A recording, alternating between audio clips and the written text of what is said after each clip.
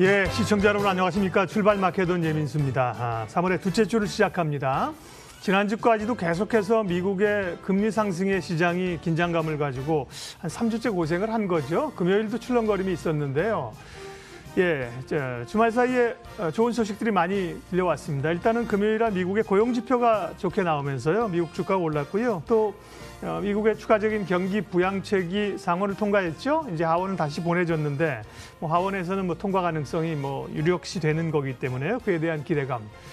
금리는 내렸느냐? 그건 아닌데요. 10년물 금리는 올랐습니다. 그리고 이제 1.6%까지 터치하면서 불안감을 줬는데도 불구하고 이제 아주 오랜만에 호재가 금리 악재를 누른 것이죠. 결국은 금리 상승에 적응하는 기간이 필요하다고 하는 건데 이제 적응을 한 것일까요? 일단 국내 증시도 오늘 미국 다우가 1.8%, S&P 500이 1.9% 올랐으니까요.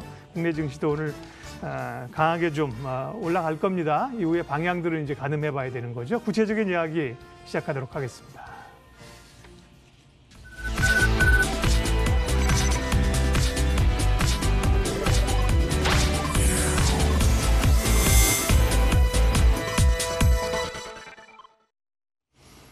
네, 월요일 아침 또 시장의 방향성에 대한 고민들, 전략들 중심을 잡고 있죠. 한국투자증권 법인금융센터 장영혁 팀장님과 함께하는 마켓 시그널입니다. 팀장님 어서 오십시오. 네, 안녕하세요. 연일 금리에 요동치면서 변동성을 주는 시장이 언제쯤 안정될 것인가. 일단은 미국 금요일 날 조금 자신감을 가졌는데 어떻게 보세요? 금요일 날 자신감이라고 해봐야 장중에 엄청 빠지다가 채워낸 거거든요. 주가는, 그래서 네. 금요일 날 이 주무시기 전에 장 보고 주무셨던 분들은 토요일 날 아침에 많이 놀라셨을 거예요. 제가 3월 1일 지난주는 3일절 때문에 방송을 한 주 쉬었고 그 전주에 이미 제가 그러니까 2주 전이죠. 2주 전에 말씀드렸던 얘기서부터 이제 좀 연장을 해보면 사실 제가 굉장히 강세론자였잖아요. 이 시장 어디 안 간다라는 부분으로 계속 그 중간에 흔들리는 장세에서도 밀고 올라갑시다. 이 의견을 계속 드렸었는데 제가 갑자기 2주 전에 탄성이 좀 떨어질 것 같아요 라고 말씀을 드렸었어요. 그때 제가 이유로 갖다 붙인 게 뭐가 있었죠? 거래 대금이 예전에 비해서 너무 많이 레벨이 내려와 있고 소위 장이 좀 올라붙는다 싶은 날도 거래 대금이 안 따라 붙더라. 그럼 이게 힘이 안 실리는 증시 같습니다라는 의견을 드렸고 왜 그런가 가만 생각해 보니까 예탁금이 꽤 많이 빠졌는데 위에 고점 대비해서 한 10조 정도 빠졌는데 이게 지금 개인 주도 장세로 올라온 상황에서 이렇게 예탁금 빠지는 모습이 역력하면 힘이 좀 덜 실리는 거 아닙니까? 그럼 여기서 기관이나 외국인이 수급 반전이 나와야 되는데 사실상 지금 그러기 좀 어려워 보입니다. 그러니까 3,000에서 한 3,200 이 정도 좀 좁은 박스 안에서 놀지 않겠습니까? 밑으로는 풍부하다 못해 과도한 유동성이 여전히 지키고 있으니까 3,000비 크게 무너질 걱정이 없겠다고 얘기는 하지만 3,200비 넘어서 다시 신고가를 써나가려면 계속되는 모멘텀이 있어야 되는데 그러기 좀 쉽지 않아 보입니다 라고 꼬리를 좀 내렸습니다. 그게 2주 전이에요. 그리고 시장이 이제 소위 말해서 좀 흔들리기 시작하는데 소위 좀 작지 않게 흔들렸죠. 그 기간 동안에 제일 많이 나왔던 얘기가 사실 금리 얘기입니다. 예.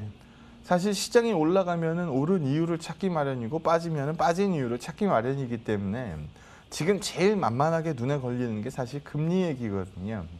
근데 우리가 지난주 금요일 날 우리 국내 시장에 영향을 미쳤던 거 그 전날 파월 의장 발언 한번 얘기해 보죠. 파월 의장이 나와서 뭐라 그랬어요? 이 인플레이션 지표들이 단기적인 것 같다. 인내심을 갖겠다라고 얘기했거든요.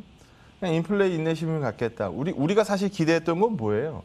3월 FOMC에서 오퍼레이션 트위스트가 됐건 뭐가 됐건 시중의 금리 불안을 좀 잠재울 수 있는 얘기들의 힌트를 좀 주지 않을까라고 기대했었는데 제롬 파월이 나와서 그런 얘기를 한마디도 안 하고 들어갔죠. 그러다 보니까 시장에서 이게 우리가 기대하는 건 이게 아닌데 라는 부분으로 많이들 좀 의구심 섞인 눈빛으로 쳐다봤을 겁니다. 아마 이런 부분들이 시장의 약세 요인이라고 했으면 약세 요인 중에 하나였을 것 같아요. 근데 제가 한번 물어볼게요. 우리가 지금 미 채권 10년물 기준으로 보고 있잖아요. 예. 미 채권 10년물 수익률이 어느 날 뭐 1.4, 1.5, 1.6, 1.7, 1.8 지금 막 이렇게 가고 있는 국면인가요?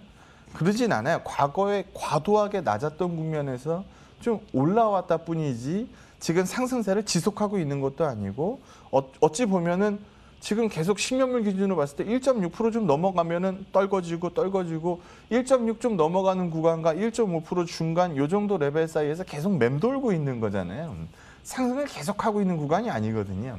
좀 전에 예 박사님도 얘기해 주셨던 것처럼 금요일은 금리 악재를 이겨냈습니다라고 표현을 해 주셨었는데 금리 악재를 이겨낸 것도 물론 맞는 표현이지만 금리 상승의 레벨업이 더 이상 나오지 않고 있거든요. 만약에 이 구간에서 1.7, 1.8 이렇게 나가면 시장 깨져요. 근데 지금 그렇게 나오는 이 금리 국면이 아니고 계속 어때요? 1.6% 좀 넘어가면 떨궈졌다가 뭐 1.5% 좀 가까워지면 좀 반등했다가 과거에 비해서 그냥 레벨이 올라와진 것뿐이거든요.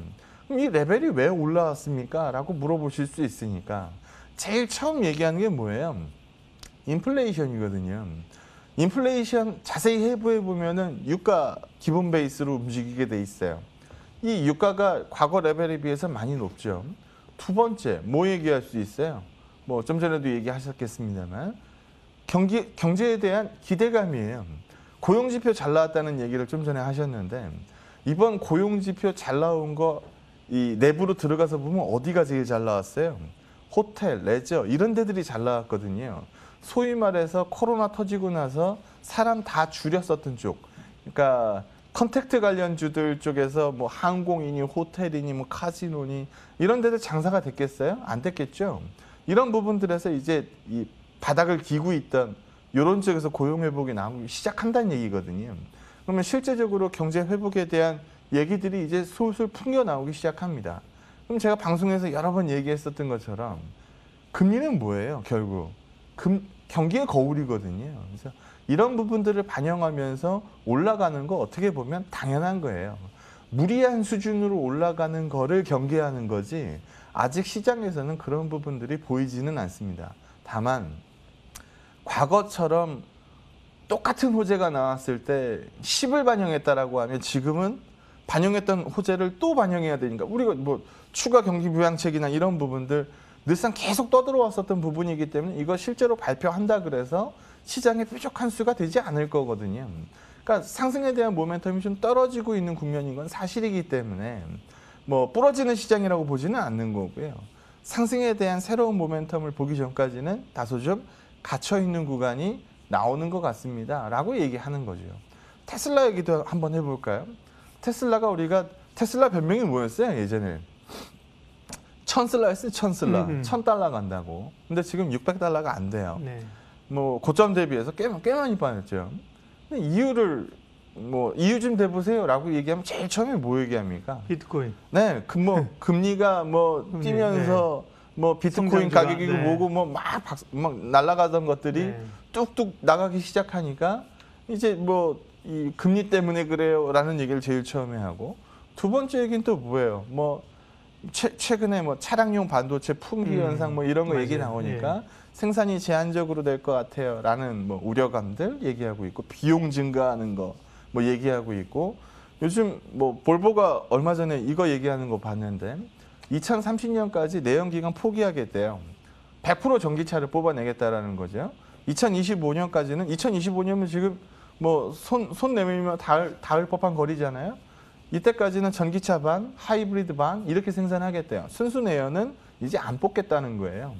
그만큼 경쟁이 이제 슬슬 그렇죠? 치열해지기 시작한다는 얘기거든요. 독주는 그래서 끝났다. 네네네. 그래서 이런 부분들 얘기하면서 테슬라가 좀 빠지는데 뭐 뒤에서도 좀 말씀드리겠습니다만 소위 잘 나가던 대표주가 부러지면 대타가 나와야 됩니다. 이 대타가 안 나오면 탄성이 떨어지기 마련이거든요. 지금 국면이 딱 그런 것 같아요. 오늘 그런 얘기를 한번 해보도록 하겠습니다. 차트 보면서 얘기하죠. 예. 금리가 시장을 부러뜨리지 않을 거라고 보는 이유 중에 하나가 이 앞그림입니다. 만약에 지금 이 실질금리, 인플레를 반영하는 이 실질금리가 제로 이상으로 올라와서 좀 무리한 레벨 정도 와 있다라고 한다면 좀 불안한데요? 라는 얘기를 할 것 같아요. 근데 지금 실질 금리는 여전히 마이너스 금리 상황입니다. 그러네요. 네. 여기서 다소 금리가 좀 오른다 하더라도 위에서도 볼 수 있는 것처럼 과거 레벨처럼 올라가는 게 아니에요. 무리하게 낮았던 구간에서 돌아 나온 거지 이게 과거 레벨을 회복한 게 아닙니다. 그러니까 경제는 코로나 이전은 회복 못했는데 코로나 이전으로 회복되는 금리세를 보다 보니까 시장에서 좀 다소 불안감을 갖는 거거든요. 그래서 이런 부분들을 시장이 우려하고 있는데 여전히 그 이전 레벨과의 금리 레벨과의 비교를 해보면 아직은 우려할 만한 수준이 아닌 것 같다. 글로벌 IB들이 미채권 수익률 목표치 얼마 불러요? 막 1.9, 막 요 정도 부르죠. 실제로 그 정도 가면은 문제가 생길 것 같아요. 근데 지금 최근 시장에서 보여줬었던 거는 1.6 넘어가면 다시 낮아지고 여기가 딱 임계점인 것 같아요. 이거를 세게 돌파하면은 시장에서 불안감이 커질 거고 이제 이 정도까지는 눈에 익어버린 거거든요. 그러니까 예 박사님 말씀하신 것처럼 금요일 날은 금리가 빠진 것도 없는데 시장이 올랐습니다. 이런 얘기를 슬슬 하는 날들이 종종 나올 거라는 거죠. 그리고 옆에 그림도 한번 보게 되면 예 박사님도 기억나실 거예요. 우리 19년도 중반 때 막 이런 거 보면서 뭐라 그랬어요? 장단기 금리 차가 역전이 되면은 뭐 불황이 올 확률이 뭐 몇 %고 막 짤데기 없는 얘기들을 막 하고 있길래 그때 우리가 뭐라 그랬어요? 이거 빠진 이유를 한번 찾아보자. 이거 지금 단기채 가격이 단기채 금리가 튀어오르면서 시장이 죽은 게 아니고 장기채 가격이 안정되면서 수익률 갭이 줄어든 건데 이게 과연 불황을 얘기할 수 있겠느냐? 제가 그 당시에 그렇게 얘기를 했습니다. 그 이후에 지금 소위 말해서 시장이 이렇게 치고 올라왔어요. 이렇게 금리차가 치고 올라왔어요. 그러니까 지금은 또 뭐라 그래요? 이거 뭐 장단기 차가 이렇게 벌어지는데 금리가 이렇게 오르는데 괜찮겠습니까? 이런 얘기들 많이 하거든요. 근데 사실 이게 귀에 걸면 귀걸이고 코에 걸면 코걸이에요. 낮으면 낮다고 뭐라 그러고 높으면 높다고 뭐라 그러거든요. 정확한 기준이 없어요. 시장에서 용인할 수 있는 레벨은 계속 바뀌는데 거기에 맞춰서 높냐 낮냐를 봐야지 지금 뭐 너무 낮습니다. 너무 높습니다. 이게 뭐 시장을 부러뜨릴 이유가 될 겁니다. 이렇게 얘기하기에는 충분한 무리가 많다라는 점을 말씀을 드립니다. 그러면서 다음 페이지 보게 되면 뭐 결과적으로 금리 움직이는 거 표면적 이유는 물가인데 여기 보시는 것처럼 유가가 올라가면 기대 인플레이션값 올라가는 거는 너무나 당연합니다. 우리가 이 CPI 뽑을 때도 그냥 CPI가 있고 또 뭐가 있어요? 근원 CPI, 코어 CPI 값이 있죠. 코어 CPI 값에서는 뭘 빼요? 에너지하고 음식료를 빼버리거든요. 이거 왜 빼겠어요? 이 뭐 변동성 굉장히 크고 뭐 결정적인 이 지표 역할을 하기 때문에 이 두 개를 걷어내고 난 나머지의 물가가 궁금하니까 근원 CPI 값을 봐버리는 거잖아요. 그래서 그 중에 하나가 큰 축 하나가 에너지가인데 에너지 자극받으면 당연히 뭐 기대 인플레이션 값 올라가는 거야. 뭐 당연하지 않겠습니까? 근데 과거 그림에서도 한번 보면 인플레 시한되는 국면에서도 보면 그럼 인플레 시한되면 시장이 뭐 딱 부러지느냐? 그렇지도 않더라는 겁니다. 소위 인플레가 지나고 나서 이제는 좀 물가 부담이 없네요. 라고 얘기하는 시점이 깨지는 시점이지 인플레이션 나오는 구간에서 시장이 부러진다? 그런 그림이 나오지 않더라는 겁니다. 계속적으로 얘기했었던 게 금리라는 거는 경기의 거울이라는 거고 지금 여기서 보시는 것처럼 성장률 전망치가 올라가다 보니까 금리 올라가는 것 자연스럽게 쳐다봐야 되는 거고 금리 올라가는 구간에서 소위 시장이 좀 흔들릴 수 있습니다라는 얘기도 하고는 있지만 과거에서도 볼 수 있는 것처럼 뭐 그 끝물에서 망가지는 그림들이 나오는 경우는 있어도 지금 우리가 인플레 초입 국면에서 시장을 쳐다본다라고 하면 이것 때문에 시장이 박살날 겁니다. 이렇게 얘기하는 거는 좀 무리가 있어 보여요. 근데 제가 새로운 얘기를 한번 해볼게요. 물론 뭐 제가 뭐 별거 아니기 때문에 시장에서 이미 있었던 얘기를 하는 거겠지만 저는 오히려 이 얘기 같아요. 얼마 전에 영국에서 법인세 올린다는 얘기 뉴스를 보셨는지 모르겠습니다. 영국이 지금 현재 법인세가 19%예요. 근데 이거를 이 23 최고 23%까지 법인세를 올리겠대요. 왜 그랬을까요? 뭐 힌트는 여기 뭐 페이지에 나와 있으니까요. 이 코로나를 극복하면서 재정을 많이 풀었잖아요. 그러다 보니까 재정이 많이 망가집니다. 그럼 재정이 많이 망가지면은 뭘 해야 돼요? 돈을 풀었으면 증세를 해야죠. 뭐 재정을 다시 확보해야 될 거 아닙니까? 근데 개인한테 받으려고 보니까 받을 수 있어요, 없어요 지금? 못 받아요. 보조금 주는 마당에 개인한테 증세 때리자고 얘기를 어떻게 하겠습니까? 그러다 보니까 만만한 게 누가 있어요? 법인이 있죠. 그러다 보니까 법인세 올리겠다는 얘기를 합니다. 주식시장 입장에서 한번 생각해 보죠. 주식시장 입장에서 법인세율 올라가는 거 호재예요, 악재예요? 악재죠, 그죠? 네, 분명히 악재입니다. 그래서 오히려 금리 핑계로 뭐 시장을 해석하는 것보다 이런 그림들이 어떻게 보면 조금 더 현실적인 지금 시장이 좀 뿔럭거리는 이유 중에 하나가 되지 않겠느냐라고 쳐다보고 있는 거고요. 이 구간은 어쩔 수 없이 이겨내야 됩니다. 그래서 이런 그림들이 시장에서 눈에 익숙해질 때까지의 시차가 필요한 거고 아마 시장이 그런 부분들을 반영하고 있는 거 아니겠느냐라고 쳐다보는 게 아마 요즘 시장을 쳐다보는 기준이 아닐까라고 판단합니다. 네. 그러면 여전히 2주 전에 말씀하신 것처럼 조금 갇혀있는 장세에 대한 흐름은 아직은 그냥 동일하신 거죠? 네. 그래서 그런 부분들을 말씀을 드려야 되는 게 여기 한번 보시죠. 네. 일단 기준점으로 제시하는 게 환율 얘기서부터 해야 되니까. 근데 미 금리가 저렇게 튀어오르는데 만약에 달러가 진짜 무서운 속도로 뛰어 올라오더라. 그러면은 제가 속도가 떨어질 것 같아요 라고 얘기하지 않고 뭐라고 얘기할까요? 일단 좀 줄이시죠. 좀 빠질 것 같습니다 라고 말씀을 드려야죠.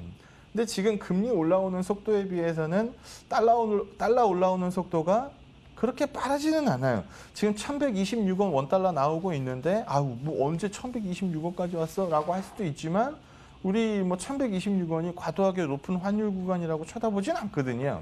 그래서 이런 부분들로 쳐다보면은 지금 뭐 가장 중심으로 보는 환이 깨지는 국면은 아닌 것 같아요. 오히려 외국인 수급 입장으로 봤을 때는 추가적으로 원화가 약세로 갈 수 있는 룸이 작다라고 보는 순간 이제 수급의 반전이 일어나기 시작할 거고 그 구간에서 원화가 강세로 간다라는 확신이 들 때 수급이 강화되는 움직임을 보일 테니까 어떻게 보면 지금 환 가지고 아이고 큰일 났습니다 라고 얘기할 국면은 아닙니다. 그 대신에 여기서 보는 것처럼 거래대금이 여전히 워낙 낮은 상태로 이제 머물고 있어서 옛날 거래대금 이제 기억도 안 나거든요. 사실 하루에 막 코스피 코스닥 합쳐서 40조씩 막 터지던 그 거래대금이 기억이 안 나거든요. 그래서 개인들 수급이 좀 줄고 있는 부분이라 이 대타가 이제 수급 대타 기관이나 외국인 쪽에서 나오지 않으면은 판송 회복이 쉽지는 않을 것 같아요. 그래서 여전히 밑단 쪽으로는 금요일장에서도 우리 봤잖아요. 3,000피 깨지고 나니까 빨리 채워지거든요. 그래서 뭐 하방이야 막아내겠지만 상단을 열어내는 모멘텀들이 여전히 좀 부족하지 않겠느냐. 그럼 종목 얘기로 넘어가서 맞아 해보죠. 판단 바로미터를 잡아야 되니까. 여기 보시면 우리가 주도주를 매매하는 이유가 뭐예요? 세니까. 올라갈 때 더 먹고 깨질 때 덜 까지니까. 맞아요. 우리 그래서 주도주 하는 거잖아요. 그래서 주도주를 좋아합니다. 그래서 저는 대형주를 좋아하는 거고요. 제가 진짜 다이나믹한 증시를 좋아한다라고 하면 중소형주 좋아하겠죠. 그래서 올라갈 때 많이 먹고 빠질 것 같으면은 다 팔아버리고 돈으로 들고 있으면 되잖아요. 이건 뭐 책 속에서나 나오는 거지 전 그렇게 할 능력이 안 되니까 저는 대형주의 비중 조절을 통해서 고객 수익률을 맞춰가는 거를 기본 전략으로 하거든요. 그럼 대형주가 주도하는 장이었고 소위 말해서 주도주들이 죽었냐 살았냐를 보는 게 제일 처음 아니겠습니까? 근데 그 중에서 우리가 뭐 제일 먼저 얘기한다라고 하면은 뭐 얘기해요? 삼전 얘기해요. 네, 삼성전자, SK 하이닉스 이 얘기해야죠. 최근 요즘 삼성전자하고 SK 하이닉스에 나오는 얘기만 들어보면요. 이보다 좋을 수는 없습니다. 왜냐하면 맞아요. 반도체 가격이 계속 강세를 띠고 있고 반도체 가격이 계속 강세를 띠고 있는 국면에 이익 전망치는 어때요? 지금 SK 하이닉스 10조 원 부르거든요. 이익 전망치가 계속 올라옵니다. 그럼 과거에 진짜 모멘텀 살아있는 구간에서는 삼성전자 하이닉스 정말 많이 올랐을 거예요. 근데 요즘에 탄성이 좀 죽다 보니까 소위 말해서 이제 좀 온기가 좀 덜 돌죠. 그러면은 온기가 덜 도는 거는 뭐 둘째 치고 그럼 부러졌냐를 한번 쳐다보자는 거예요. 삼성전자, SK 하이닉스 이 두 가지 차트 중에 야 이거 부러졌네 라고 보는 그림 있으시면은 한번 얘기해 보시죠. 삼전이 근데 조금 추세가 삼성이 조금 좀 위에 간당간당하는 건 맞죠. 뭐 조정세를 겪기는 네네. 했습니다만 뭐 음봉이 장대 음봉이 뭐 빵빵빵 박히고 뭐 그런 그림 전혀 안 나오잖아요. 네. 하이닉스는 말할 오히려 거 없고. 하이닉스 같은 네. 경우에는 신고가 형신을 계속 예. 하다가 지난주에 조금 이제 온도가 빠졌거든요. 이 대표주 시가총액 1, 2를 봤을 때 아이고 부러졌습니다라고 얘기하는 그림이 전혀 없습니다. 그러면 주도주가 아직 안 부러진 시장에서 우리가 왜 시장 꺾이는 걱정부터 하냐는 거죠. 오히려 우리가 3,000에서 3,200이라고 불렀으면 3,000P에 가까워지면 이런 거 비중 늘리고 3,100 넘어서 3,200에 가까워지면 좀 줄이고 진짜 게임은 3,200 세게 뚫고 올라갈 때 나오는 거니까 그때 고민을 다시 하면 되는 거겠죠. 그러면 이거만 있었냐? 그러지 않죠. 네이버 카카오 얘기도 해야죠. 저희가 쿠팡 얘기할 때 우리 쓸데없는 거 하지 말고 쿠팡 가치를 저렇게 쳐줬으면 네이버 카카오 나옵시다. 이 얘기 할 때만 잡았어도 괜찮았어요. 여기 한번 보시면 네이버 카카오가 이렇게 움직이는 이렇게 올라온 구간 동안에 솔직히 작년 연말에 다들 뭐 했어요? 아이고 네이버 카카오 끝났나 보다. 이제 뭐 가지도 않고 뭐 이제 안 되네. 그 얘기 지나고 나서 올해 들어서 진짜 뜨겁게 올라왔었던 게 네이버 카카오입니다. 이 두 차트가 부러졌느냐? 이거 한번 쳐다보자는 거죠. 아직 아니라는 겁니다. 지금 쿠팡 상장일은 점점 다가오고 있고 저거 얼마 쳐줄지 모르겠습니다만 58조 얘기 나오고 그러면은 그거에 비해서 얘 좀 싼 거 아니야? 라는 얘기는 앞으로도 계속 나올 거거든요. 그래서 이런 부분들 소위 주도라고 찍었던 부분들이 깨지는 그림 아직 없어요. 또 하나 해볼까요? 여기는 좀 고점 대비해서 조정을 좀 받기는 했는데 왜냐하면 애플카 얘기가 워낙 세게 반영됐다가 좀 빠졌으니까 모비스랑 글로비스 뭐 한번 보죠. 글로비스는 상대적으로 좀 덜 빠졌고 모비스가 많이 빠졌죠. 그럼 이것도 과거에 무리하게 튀었던 부분에서 조정세지 이전에 움직였었던 레벨에 비해서는 아직 괜찮거든요. 아직 괜찮게 움직이고 있는 국면이고 아마 모비스 이번에 주총에서 남아있는 딱 한 자리 이 정몽구 회장님의 등기이사 자리가 이제 나올 것 같은데 그럼 일선에서 아예 물러나시는 거거든요. 그럼 완벽한 이제 정의선 회장 체제로 굴러가기 시작할 거고 그 그림 나오고 나면은 지배구조 얘기야 뭐 당연히 따라올 거고 이런 기대감들 살아있는 국면에서 부러졌습니다 라고 얘기하는 그림이 아직은 아니라는 겁니다. 우리 국내 증시 쳐다봤고요. 해외 증시 한번 보죠. 한번 맞춰보세요. 이 앞단에 있는 차트 어디 걸까요? 그래서 저기는 좀 부러진 모양이 나오는데. 네, 이거 조금 까리하죠. 그러게. 네, 이거 이 차트 뭘까요? 글쎄요. 이거 애플입니다. 네. 이거 애플이고요. 뒤에 것도 미증시예요. 이 차트 어디 걸까요? 뭔가 다른 업종일 것 같잖아요. 네. 델타항공. 그러면 명백하게 얘기했을 때 이제 소위 잘 나가던 쪽에서는 완벽히 부러졌고 소위 좀 힘이 빠진 게 역력히 보이죠. 소위 다른 쪽에서 야, 이거 되겠어? 라고 얘기한 데는 지금 아예 제대로 치고 올라가고 있어요. 아까 전에도 얘기했었던 것처럼 바통 터치가 나오면 시장은 버팁니다. 근데 이런 그림들이 나오고 있는 상황에서 과연 금리 얘기로 시장을 꺾을 수 있겠느냐? 저는 아닌 것 같다라는 말씀을 드리는 거죠. 그래서 기준점으로 보는 게 여기 보는 것처럼 예탁금이 계속 솟구쳐 올라갈 때는 시장도 계속 솟구쳐 올라갔고 예탁금이 피크아웃 되는 그림에서 시장도 좀 멈춘 감이 없지 않아 있는데 예탁금이 과거 레벨로 급락한다? 이런 그림 그릴 거야 라고 예상하면 지금 팔아야죠. 근데 예 박사님도 이런 그림 보시진 않을 거 아니에요. 바이오 사이언스 청약이 지금 뭐 대박을 칠 것 같고 들어온 청약금들 중에 일부는 또 예탁금에 남을 거고 남아있는 예탁금은 또 매매를 시작할 거고 이런 부분들이 스케줄을 맞춰서 들어간다라고 가정하면 부러질 거야라고 읽는 것보단 3천에 가까워지면 공략해볼 만해, 비중 트레이딩을 해볼 만해라고 읽는 게 여전히 맞는 전략 아니겠느냐 이렇게 판단합니다. 예, 한국투자증권 법인금융센터 장영혁 팀장님과 함께 이번 주 시장 흐름들, 쭉 흐름을 지금까지 추세를 보면서 방향 전략 잡아봤습니다. 함께해 주셔서 고맙습니다. 네, 맞습니다.